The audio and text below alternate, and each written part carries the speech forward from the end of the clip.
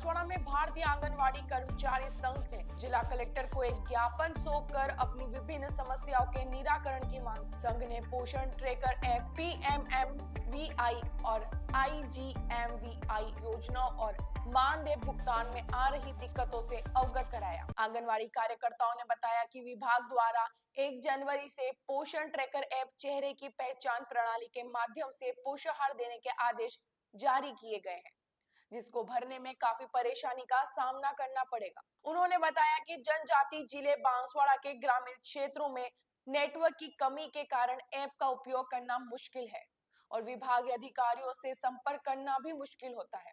संघ ने मांग की है कि पोषाहार का रिकॉर्ड रखने के लिए पूर्व की तरह रजिस्टर का उपयोग किया जाए। इसी तरह और आंगनवाड़ी कार्यकर्ता तकनीकी दिक्कतों के कारण PMMVI और IGMVI योजनाओं के फॉर्म अपलोड नहीं कर पा रहे हैं। इसके कारण लाभार्थियों को इन योजनाओं का लाभ नहीं मिल पा रहा है।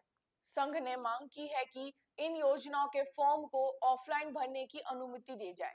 वहीं आंगनवाड़ी कार्यकर्ताओं को समय पर मानदेय नहीं मिलने की बात कही और मानदेय का भुगतान हर महीने की 1 से 5 तारीख के बीच करने की मांग।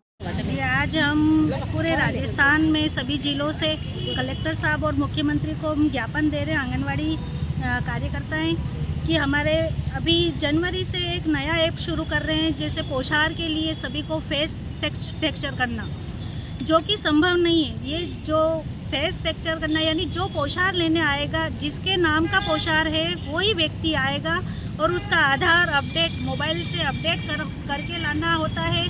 उसमें उसको सामने बिठा के उसका फेस कैप्चर करेंगे तभी हम उसको पोषाहार दे पाएंगे।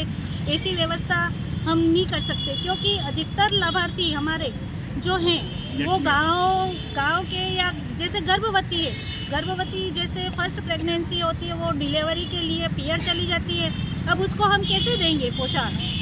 अब वो रहेगी नहीं तो उसका फेस फ्रैक्चर कैसे करेंगे हम? इसलिए ये हमारे लिए बहुत ही मुश्किल है।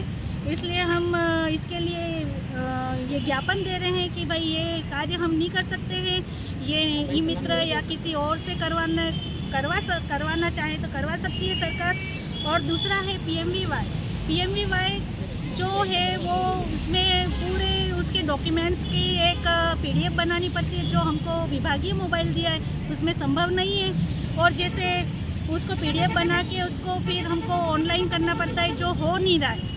इसके लिए भी सरकार को होना चाहिए कि कोई ऐसे उनके विकल्प के लिए अलग से कोई कर ले। हम भले कागज़ सबमिट करके उनको दे सकते हैं, पर हमारे लिए ये मुश्किल हो रहा है कि मोबाइल में हम डायरेक्ट अपलोड नहीं कर पा रहे।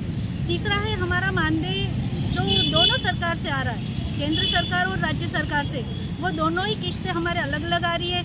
उनसे हम ये रिक्वेस्ट कर रहे हैं कि दोनों किस्तें साथ आए तो हमारे लिए बहुत अच्छा रहेगा।